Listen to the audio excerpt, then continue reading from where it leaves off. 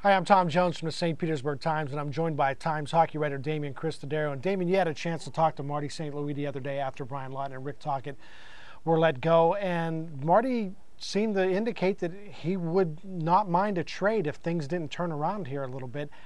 How seriously did you take that conversation? It's pretty serious. I mean, Marty's not the kind of guy to be fooling around with stuff like that. I mean, he's 3 years now. He's been the best player on a team that's gone pretty much nowhere in the standings.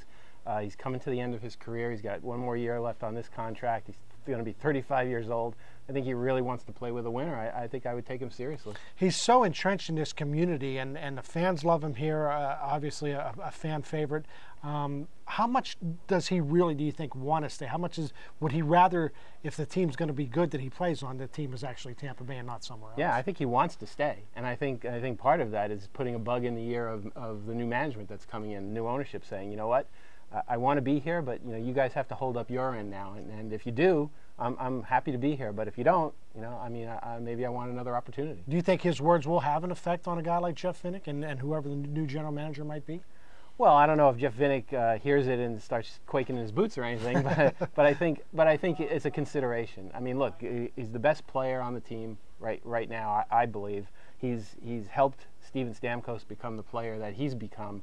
I don't think you want, if you don't have to lose him. I don't think you want to. The other guy, obviously everybody talks about is Vinny Lecavalier.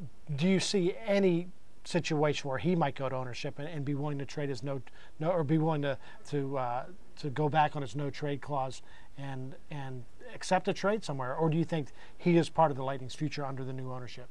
I mean, you never say never. Obviously, I mean, there's always some circumstance that might come up. But I think Vinny proved towards the end of the season that he still has that in him, and I know he even said that after the season, that he has it in him to be the player that he was a few years ago. I really think that the Lightning wants to keep him. I think it would take a pretty extraordinary circumstance for him to feel like he wanted to leave. So I see him with the team next season. Well, it still should be a pretty fun off season, so keep track of all that with Damian in the St. Petersburg Times and on TampaBay.com.